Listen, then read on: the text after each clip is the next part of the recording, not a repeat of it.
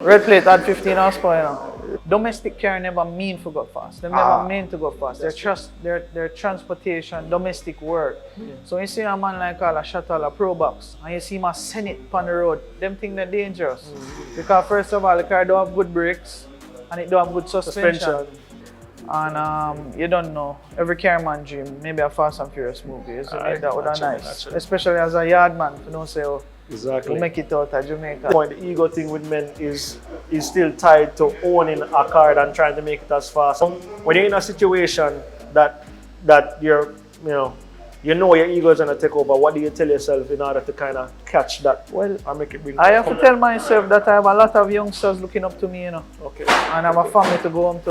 That's right. Hey guys, welcome back to another episode of Faded Conversations, and today we're here to talk about cars and road safety. Now, road safety is always a very, very big issue. It has to do with all of us. We're all on the road, we're traveling every day. So we brought one of the biggest car guys in Jamaica right now, Nick Lou, here to talk about the topic. Let's see what he has to say.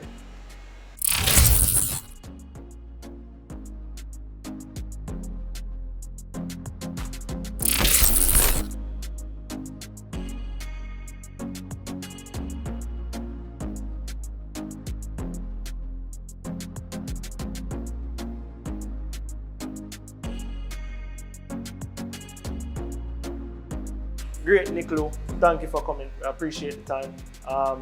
Probably, well, you can't be a car man in Jamaica and don't know about Nick.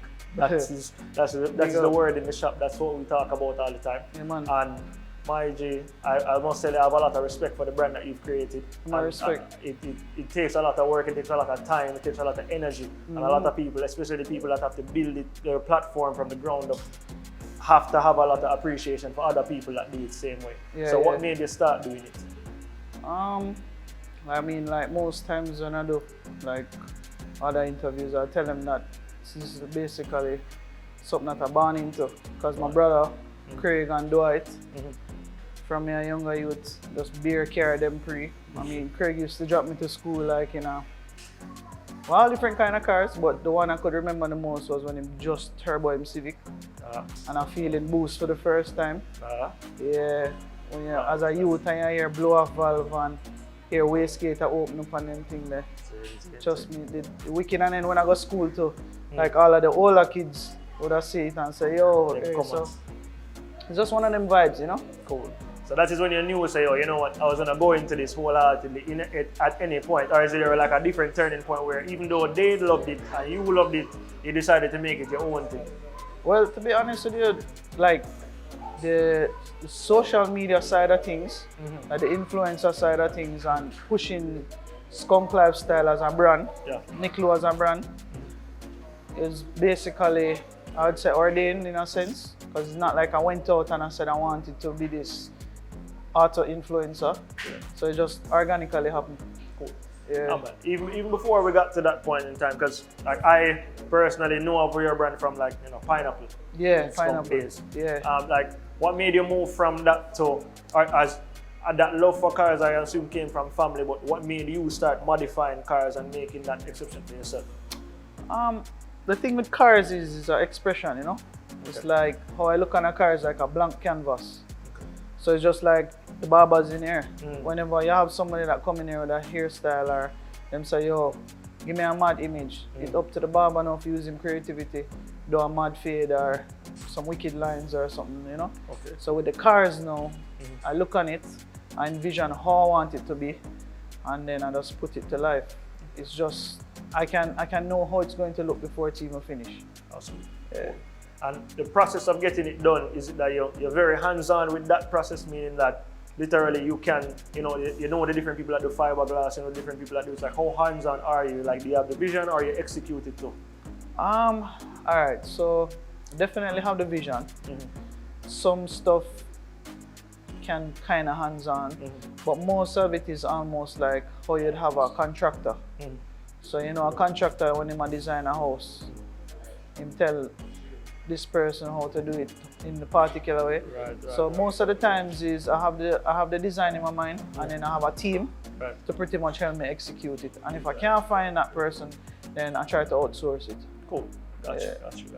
All right. So talk to me about the birth of the channel itself now? What made you take it from, you know, what you literally have built for yourself to finding other people that are carman from across Jamaica and literally building out the brand from there? Like how you gauge who you talk to and them things. Alright, so we're gonna big up Dre, Cardia Media. That he was the one that got me into vlogging. Okay, cool. Vlogging was new to me, you know. Maybe a couple years ago when he was telling me about vlogging, I say, yo, I don't walk around with no camera and talk about my life and, you know? But as doing it, I realized people are like getting more interested in it. Cool. And like, you know, I mean, the reception is crazy now. Yo, like exceptionally crazy. But in the earlier stages, you would have the car people, like Mad March, you see me? Big up Mad March, MVP. Like, he was one of the few back in the days doing this whole videography thing and still doing it. And pretty much I just said to myself, yo, how am I going to showcase what Jamaica has? So I just decided to start taking the vlogging on a more personal level. So I'd meet the owners and them cars and yo, let me tell you, like with the car world, it's so diverse. I've met so much people all across the world, not only in Jamaica. So I like the networking that comes along with it.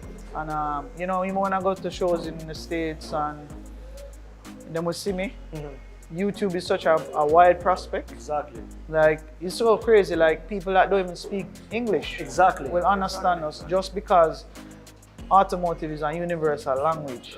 Because trust me, all we know what a wheel is, even if we don't know it in a Spanish, English, or Chinese, right? Or we might know what a turbo is. Yeah. So it's just a deep passion, you know? Man, we just decided to just push it forward. Cool. And a man never saying all the time, so carman just understand other carman. Yeah. And you will see something, and even if it's not your style or type of car, you get inspiration and you have a lot of respect for how a next man take care of the car. Of course. Because it has a lot to do with, you know, the passion that goes into it. So definitely have a lot of respect. You mentioned though that it's not something that only facilitates Jamaica. Like how far in places has this automotive thing taken you? Yo, people from all Afghanistan are linked me in now, bro. Yeah. You see me? Japan, India. Nice. Big up to my African people them. Like Africa, Ghana, Nigeria, them places, them people there, them reach out to me. Nice. Yo, it just wide. Caribbean. Yeah, definitely for the Caribbean. I mean, Cayman, Antigua, Barbados, just to name a few. Trinidad. Yep. The love is real, bro. Like, it's crazy. Sometimes I even wonder if it really, really happened, you know? Yeah, I mean, you know, you get to do what you love and you see your dream come to life, so they make it even more surreal. So I know there must be a lot of, you know, I mean, you're getting to do what you love alone must be just it man, for of you. Course, of course. But then, before we get into specific things about cars, like what is the next level for you? Like what is, okay, cool, you're at this level now, what is the next thing for you? I mean, I find myself not having a... Sorry, Magic. Yo, so we're gonna shift, since there's 2 free chairs right there. Yeah. We're just gonna shift and me and you just Cool. Great. We know you've been doing this for a while. When did you start, by the way? 2012. 2012, so that's 10. Skunk Nation. That's the foundation. Isn't it? Alright, when did you start the vlogging part? Vlogging, I would say seriously. Alright, so seriously, maybe about 3 years ago. But I had a vlog channel before with my brother Dre, Nation Vlogs. That was about 2 years before, so about 5 years. 5 years. Yeah. Okay, cool. So first, congrats on 10 years. Yeah, man, respect. What is the next big step for Nick Lou? Like, what do you envision doing after, you know, having I would say, a brand that is recognized globally at this level? What is the next big thing? I mean, like, I'd really want to probably have an official TV series going. Okay. Even if it's a web series, YouTube, Netflix, one of those type of things. And you don't know, every carman dream, maybe a Fast and Furious movie, isn't it? That would be nice. Naturally. Especially as a yard man, you know, say, exactly. We'll make it out of Jamaica and we're funny. Yo, so if the director is watching this now. Yeah. So it's another little while. Yeah, we can say we put it out there in the universe. Nick Lou needs to be in a Fast and Furious. We'd love to see that. Yeah, you get all the Jamaican viewership you want out of that. Yeah, man. Netflix, if you're listening, no problem. This is the moment too. What would be your name in Fast and the Furious? I don't know about character they want to give me, but they don't know. Everybody know me as Skunk or Fresh Panda. You know what I like is Skunk, you see me? Oh, that's a real man. I can see that happening. Yeah. I can see it. I can envision. I remember Nick Lou, who tell? I don't know. So is that Nick? Yeah. All right, cool. So I know you take a lot of pride in kind of showcasing different cars and meeting people across Jamaica now. Yeah. Tell me one of your most memorable experience that you've had in venturing out to view somebody else's car and testing tuning somebody else's car. Boy, so many, you know. So many. When I think about it, I was even telling my brethren today that, vlogging all different kind of cars. People, a whole heap of time I put my life on the line for footage. You understand? And one memorable moment, and maybe the person who's watching this now, was my brethren Corolla. And why it's so memorable to me because I say, we're up on the highway and the car walk left to right.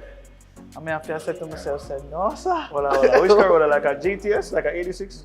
It's like a 111. Police shape. Okay. The 110. With a SR29. With a what? The orange one. Yeah, have about 600 horsepower.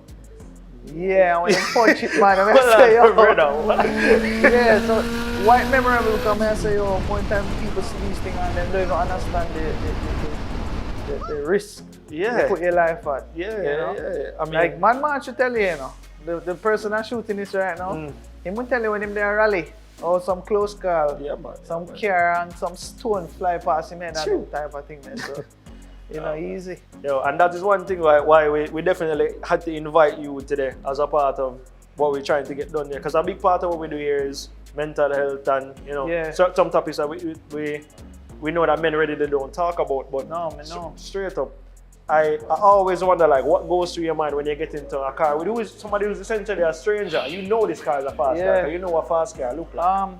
So clearly to the viewers, whenever we shoot, this is for demonstration only. Just look on it like another documentary or movie. But the reality of it is that fast cars are actually dangerous. So if you don't know what you're doing, you're not only dangerous to yourself. Think about other people, So trust me, where that is concerned, you have to have your head on your body when you jump in a machine because ego, men are ego. You go somewhere and you see a bag of woman, you feel like say, if you try a thing. Let me tell you how ego work. So I went to an event the other day, and listen, I'm not an egotistical person, but if I get put in a situation, I gotta show up. So, my car is all-wheel drive, you might not know. And I went to a bike show the other day. And when I was there, Daylight Stunter show, the crowd I said, give me something. I don't really know nothing about drifting, I don't know nothing about spin car. But you see, that's the moment in time that the adrenaline and the ego take over. I'm gonna spin the car 1 and 2 times. But I had to think to myself and say, don't overdo it. Because my mind go overdo it, and you say, only clue more down the whole that show there, that event there. That's a serious thing, and your brand is very important, so you can't afford that right now. My reputation means the most to me. Exactly. Credibility takes so long to build and only a moment to lose. So I know there must be situations like that, and probably going to be more situations like that going forward. I don't think I'm going to make that drum out again. The shoes draw thing, way more important. Because my wife just said to me, say, you did take draw, don't me say, me take draw. Crazy. The funny thing is that men and ego and fast car and what you perceive as a fast car. Because even man who drive car that is not fast. That's my problem now. I was like, having a conversation earlier. Domestic car never mean to go fast. They never mean to go fast. Their transportation, domestic work. So you see a man like a shuttle, a Pro Box. So I'm not knocking a man with a Pro Box, but a stock Pro Box. And you see him send it on the road. Them things they're dangerous. Because first of all, the car don't have good brakes and it don't have good suspension. Right? And those are the first things that you should often upgrade on your car before you upgrade the engine. Right. You understand? That's what's happening with the Mark-X. I was about to talk about that, so that it's perfect segue into it because big man thing, I don't know what it is about owning a Mark X, but the man they feel like them are the best driver ever. Well, and the tuning that behind it, no, because the car is already a fast car, it's rear wheel drive. I mean, there's a lot to consider about owning a car like that to begin with, because a lot of people don't understand how to drive a rear wheel drive car. But yo, the tuning, tell me about like tuning those now. Alright, so yo, with the Mark X now, I have no problem with the Mark X owner. Because a Mark X owner is a person just like everybody else. Just like everybody. But the thing with those cars, I think where Japan went wrong with those cars was putting those big engines in such a heavy car. No, it's a heavy car, right? It don't have good suspension and it don't have good brakes, unless you get like a G's version, right? Which them one and on a G's version, right? Only one and a few G's. I've seen a few G's version, I've seen 1 and 2. With the sticker, right? Yeah. So the thing is, when you start adding power to it's supposed to be a luxury vehicle, you know. It's not a sports sedan. So it's not like how you'd have an M series car or a M performance car or full M car. These are cars that the Japanese man them they just say, oh, here what? They might put some big motor in on them, but then you know how you get these cars, you see it, you want to modify it. Them set up the engine, them turbo them, but where's the brakes? And where's the suspension? Again, that's the problem. So they have a lot of body roll, 2.2s, ego again. Yeah. Man see a next Mark X man or a Beamer man on the road, because you know Mark X not like Beamer. Oh God. And then 2.2s, you see them a baba wave through traffic and you see one end up down the road crash or right off. Me actively see that already. Like no matter what pulls up against them man they going to race it. It doesn't matter if it's a Beamer, if it doesn't matter if it's an Audi, it could be an Audi S-Line, it could be an M package, anything. The man say, yo, you know more than me, put on foot. And I say, yo, that's serious. That you know, if it's because there's a lot that goes into the car that you, to be very honest, don't forget the red plate pro box, you know. Yeah, don't forget the red plate. Yeah, the man they believe in themselves in a different So I'm not way. saying, so I would say to you that, you know, I'm not knocking them, because at the end of the day, you know, every man have them thing when they want to do, but just think about the safety of others first, you know? That's true. That's true. Yeah, red plate at 15 horsepower, you know? Yeah, it is what it is. I also know that, to be straight up with you, can you touch on a very good point? The ego thing with men is still tied to owning a car and trying to make it as fast and trying to, you know, make sure that your car shows out at some point or another. Yeah. So when you're in a situation that you're, you know your ego is gonna take over, what do you tell yourself in order to kind of catch that? Well, or make it bring I have to tell myself that I have a lot of youngsters looking up to me, you know. Okay. And I have a family to go home to. That's right. You understand? I can't go out there, so I know, so boy, with great power comes great responsibility. True. You understand? And how would it look to hear, say, boy, I'm street racing and I kill some people or I crash and hurt myself? You're not going to look good for motorsports in general. You understand? So what I would tell people is, before you press on the pedal, think about the other lives that you're endangering, and just think about it overall, that you're being selfish. The real reality is that you're being selfish. I mean, I don't burn out people's street race, right? But I can't promote it at all. It's not in my mind or in my whole jurisdiction to even promote that, because at the end of the day, street racing outright is just not right. Cool. Gotcha. You know, it's not a controlled environment. It's not sanctioned. You understand? Look on Vernon Field. Vernon Field, for argument's sake. We have to touch on that topic, because a lot of people are going to ask about that topic. Yeah. In a situation like that, that's a controlled environment, and we know things can happen. But the only difference with that is, I mean, rest in peace to, I think her name is Ashley. Rest in peace to her family and to her, and condolences to her family. Like in a situation like that, that's what you would call motorsports. So that's high risk. So people come out to that knowing, say, boy, anything can happen, right? So I'm sure the driver didn't wake up that morning saying he won't hurt nobody, you know? But like on the road now, there's so much things that happen on the road and so much responsibility that come along with driving on the road. Even wet road is a dangerous thing. I know see some people speed on wet road. Like, take your time, brother, like, you know, I'm nothing to prove. But ego again, that's the thing, ego. So controlling that and then balancing it has a lot to do with it. I mean, you touched on a very, very important point, which is that essentially, if you look at it as you being selfish, then probably that would change your perspective. Like, why are you really doing this? No, am I being forced to do it? No, I'm putting the pressure on myself to do it. Yeah. And that has a lot to do with, your mental fortitude, how well you can kind of balance your emotions and those kind of things. And that's something that I personally think that we as men, Jamaican men and men in general, always have a better handle on. Because, we're fathers, we are seen as leaders for certain areas or realms of society. And a lot is on our shoulders, but you always have to have that sturdy presence of mind to make the right decision. Of course. So, and I look at shifting the conversation a little heavy here, but I wanted to know: is there any major situation that you've had to handle from somebody that is, let us say, looking up to you or following you in a situation, and then it turned out bad for them, and you've had to deal with that internally or counsel them or anything like that? I mean, no, I haven't really had to deal with any situation like that. Okay. But I've definitely had disabled persons reach out to me, and them things that kind of pain my heart because the things that already, even just a simple thing for walk. Yeah. So I've one person in general, and I hope you're watching this now, because I have to big him up. I'm very strong mentally and can't walk. But he's so in tune to the program that him live vicariously through the program, and him see other people have them cars and stuff like that. So in cases like that, I know a lot of men are tough, but them really not tough. That's true. Them go home at night time and ball just like anybody else or any woman.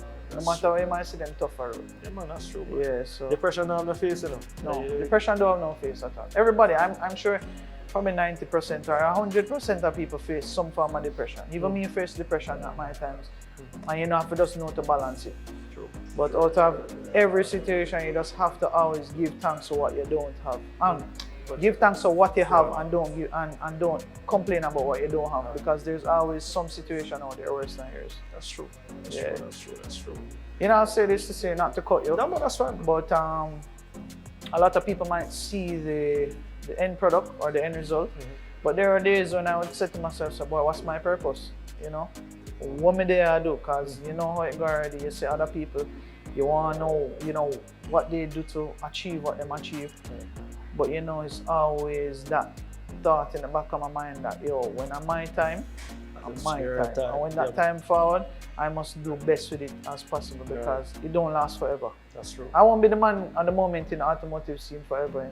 You get what I'm saying? Our next young gen are going to come up and run with the button. So right now, we just have to set the precedence, set certain rules and laws, and you don't know, run by that. That's good, man. I love that. Love that, brother. Like I say, you just have to know, and you're doing something that you love as well too. So when the opportunity comes, you have to take it and just do the best with it while it is your time to do it. Because we all have a time, we all have a space. Like I said, there could be somebody young and up and coming. And you don't strike me as somebody that would bad mind that either. No, I'm not going to bad mind that. Always get that energy there, like you always encourage that when it comes to that time. You don't know, you're going to have always people that come and try and basically try to discredit you. But I don't run down praises, so it neither here nor there to me, if you get what I'm saying. Because all of this, what we do now, are just what we love. Sure. Like, I literally love this. Like, I enjoy even doing interviews like this, because I know there's some inspiration coming from it and motivation coming from it now. Cool. Good stuff, man. And I know you're going to motivate a lot of people with this story as well, too. Yeah, man, try. The preferences, though, I mean, especially for fresh panda, you built a great band. Yeah, man, respect, man. Big up my fresh panda team, straight. But like favorites in terms of your favorite modification that you've done up until this point, what is that? If you had to pick one, yeah, man, you have to go make a few people vex. Nah, don't make nobody know about the poison still. So the poison is the poison, but if we're talking about modification in general, not nice to me like a nice set of rims and springs, suspension. Yeah. Just like the boss over here says. Okay, Shane. Yeah, because before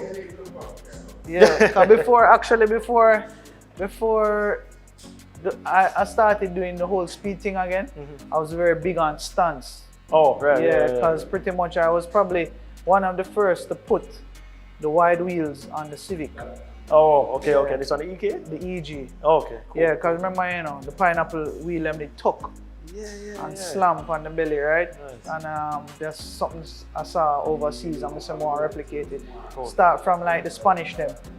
Yeah, because them take the drift wheels and put them on the front wheel drive cars. So that's why you have a camber it for it for tuck. Nice. Yeah, till they say wide wheel them on everything now. Everything. Tell us about the 4-wheel drive skunk. Everybody want to know about that car there's too. You know, I think what had happened to me with that car was that I started working on more European cars. I realized to myself that I wanted something comfortable. Right. The Civic doesn't give me that. It doesn't give it. No, because the real reality of it is the Civic, I basically took out the power steering out of it and the AC. Yeah. And I said to myself, so boy, am I going to finish this car now or am I going to get one of my dream cars, right? And I decided that I wanted to go with a BMW. That's why I went with the Poison, the M340. The thing with the Civic is I want to finish it. I'm going to finish it. But I probably won't drive it. Okay. Yeah, I'd leave it to more than like my nephew, Ryan, the one at the go-kart and doing golf now. I'd more give it to him to race, and I'm going to tell you why.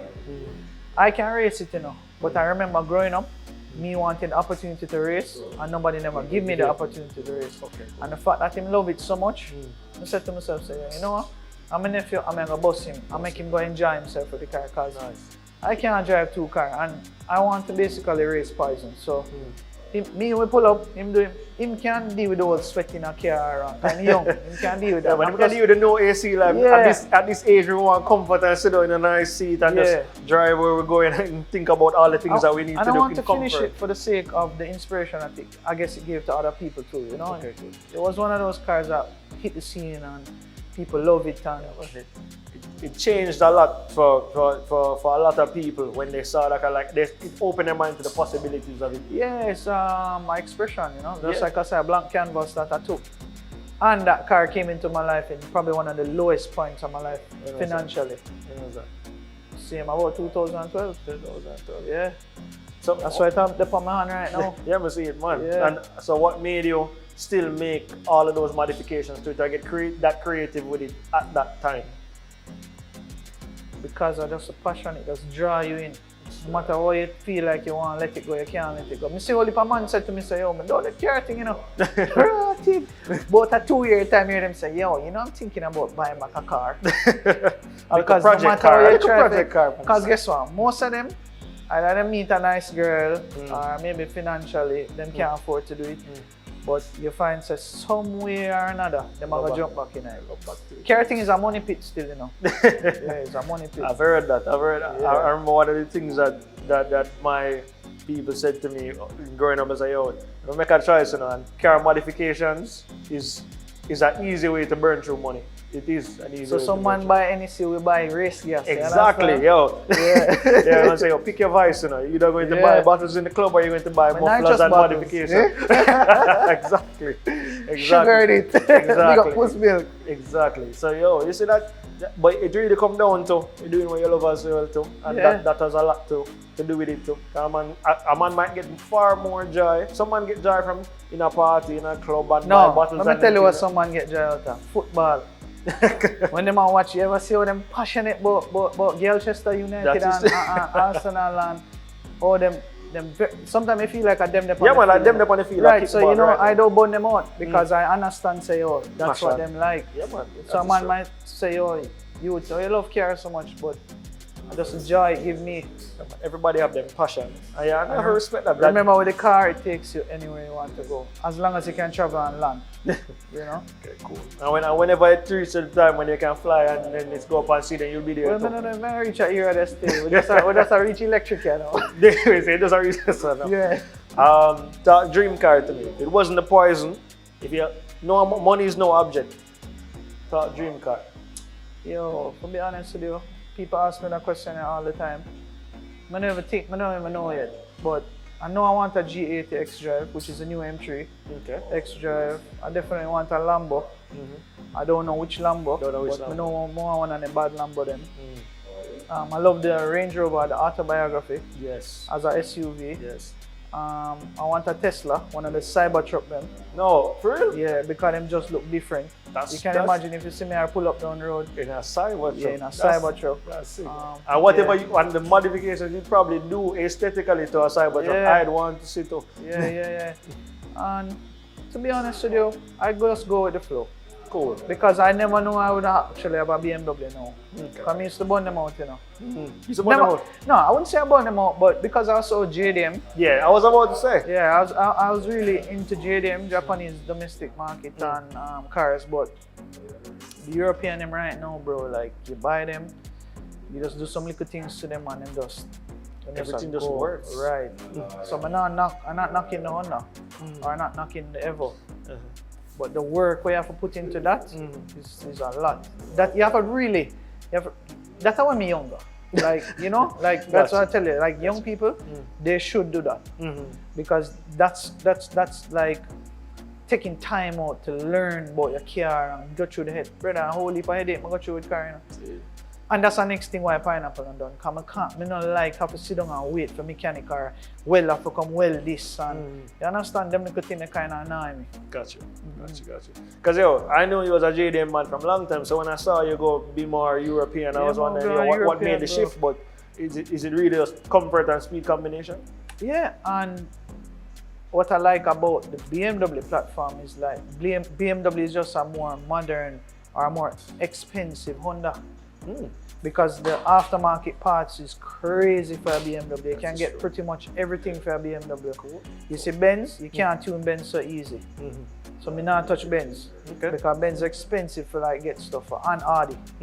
Right, but with a BMW, you can get pretty much anything. Lights, turbo kit, all different kind of things. That's there for every other brand now, but the affordability. Oh, okay, cool. Right, the affordability. Gotcha. Okay, cool. That's why you see BMWs are so much mainly modified out here versus other brands. Cool. These areas, because there's a far more BMWs on the market now than I remember in the last 3-4 years. Yeah. What do you think is the reason behind that? Yo, Jamaican people love BMW, bro. Long time. Yeah. Now people from New York, all over the world say, boy, when me a little youth grew up, I always hear my father talk about BMW. I don't know, it's just something BMW. Yeah. Bob Marley and the Wailers. There you go. It's definitely not better than walk because BMW is... But listen, I would say this to say, BMWs weren't so reliable back in the days because they had a lot of electrical issues. But these new age ones, they're pretty good. Cool. Yeah. I've heard people make the comment that they don't fear with water. Well, yeah, every brand have them kryptonite. Yeah, that's true. You know, every brand have them kryptonite. So you don't know it already. Every brand have them kryptonite. Cool. So I'm not sure. I've never had a problem with mine, but I don't drive mine every day, and I don't drive mine in water. So okay, cool. I wouldn't know. Cool. I'm basically born in this thing, bro. My brother them basically bust me in it because as a youth I grew up. I see them do all different kind of thing. Car stereo, modify car, all different kind of things. So it's just like I couldn't even escape it if I didn't want to escape it. But I'm glad say they go on still. At that age, what was your dream car? At that time? Yeah. Always Lamborghini, you know, I don't know what. Yeah, I don't know why. Yeah, I did always have look up toy car them and it's a Lambo I always pick out. Suspension on my car. Rev 9. Oh, what kind of car you have? One Blade, 2011. Oh. 2.4. Regular. Yeah, man, I know the Blade them, man. Yeah, man. Sit down on the belly, what I do. Blade them used to, back in the day, like, we used to do street racing, bro. The Blade them. Yeah, man, you saw one a few Blade them, I tell you, if you don't know what you do, man. Yeah. Trust me. So, what make you love cars so much? Basically, I like it stands. I believe say any car, any shape, any model, any year, as long as I put on a decent suspension on it, and a nice rim.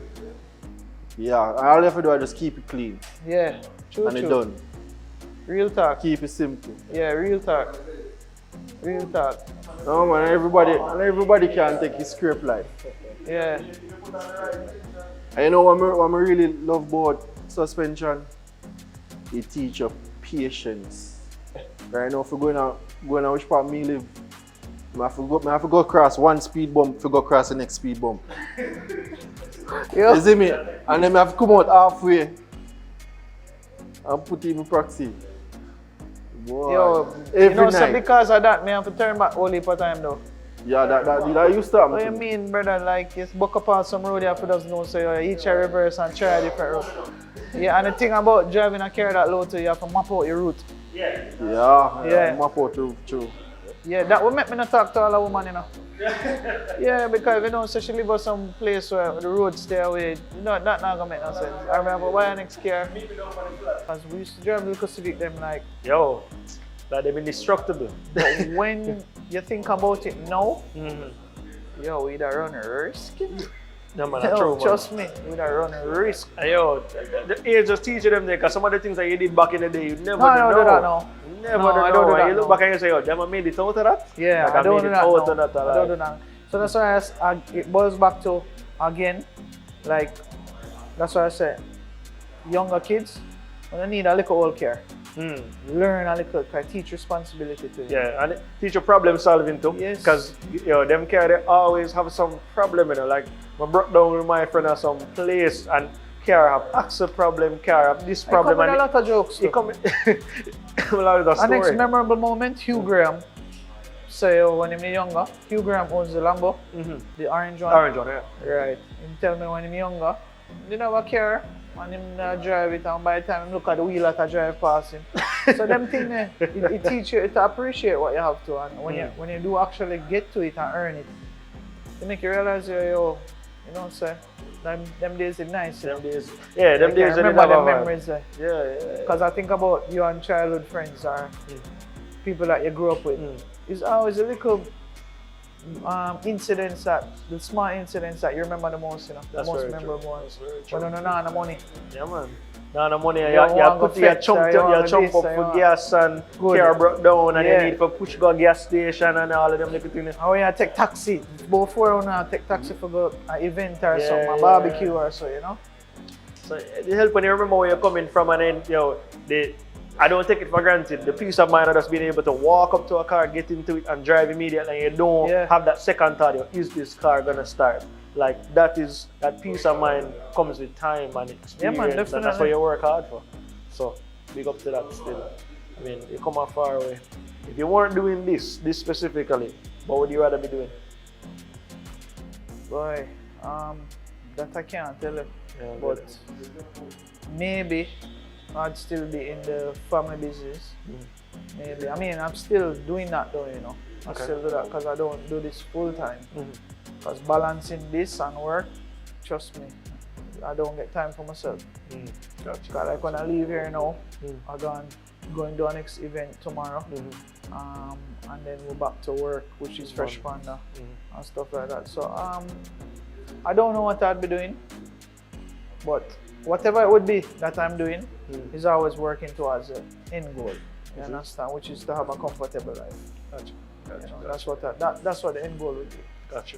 Yeah, I don't want to be rich. I don't have to have a 10-car garage. You understand? It's not. Because I can only drive one car at a time. This is what it is. Yeah. Okay, gotcha, man. Can only sleep in a one bed at a time. That is it. That So is it. sometimes people run on vanity, and yeah, it looks nice on paper and it looks good to tell your friends. But the real reality of it is you only can do it one time. You can only eat one plate of food one time. So no matter how much money you have, these are just the simple things that make me happy. Gotcha, man. And that's good, bro. That presence of mind is a good mentality. Now, Yeah. that mindset is. Because you will get lost in the system, you know. That's it. Social media is the worst. I must tell you. And you know, sorry, not mean to No, cut you, that's but over fine. the years, it will show you that there has been a lot of social media fronts and caps. You understand? Especially in your industry, to be honest with you, like you see people that are posing in the nicest of cars, and those cars are the dealership. Those cars are rented. Yeah. Those cars are borrowed.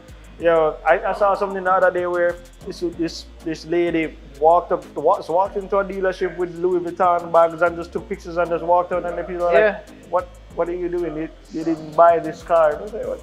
No problem, fake it till you make it, I guess. Well, let me touch on that.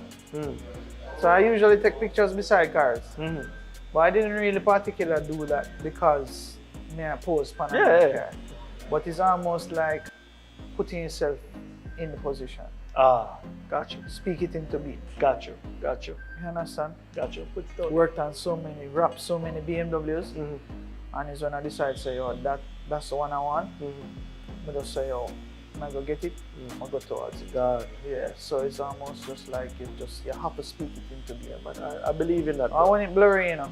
I want the vision blurry. No matter, man. Just I say all the time. I might have this thing where I just write it down. Like sometimes that just putting it out there and I will own this. I will do this eventually. I will get this done by this time.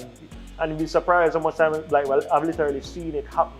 Like I did that about this business, as a matter of fact. I wanted to open this business for years before I found that space, and I talked to Nico about 10 different times about this, and then you're surprised how this place came and opportunity came together. Congratulations on the place, so bro. I love it. Respect, yeah, I love it. We're gonna open another one in Miami, hopefully another one in New York, UK, and kind of build out the brand like that. Man. But yeah, sometimes we just have to just believe in your thing. Yeah, of course. Cool, man. Keep it going, bro. Respect it. Going. Yo. Alright guys, thanks for joining us on this episode of Faded Conversations. Thank you, Nick Lou, for joining. Much appreciated. Is there anything that you want to tell fans? I know you have quite a few out there. Yo, just big up to everybody again for the support. You don't know. We love every time we lock in, and we're just out there doing it, getting the footage for y'all and pushing Jamaica to the world. And you don't know, big up yourself. Thanks for inviting me on the Fade Room JA. And that's right there right now. Cool.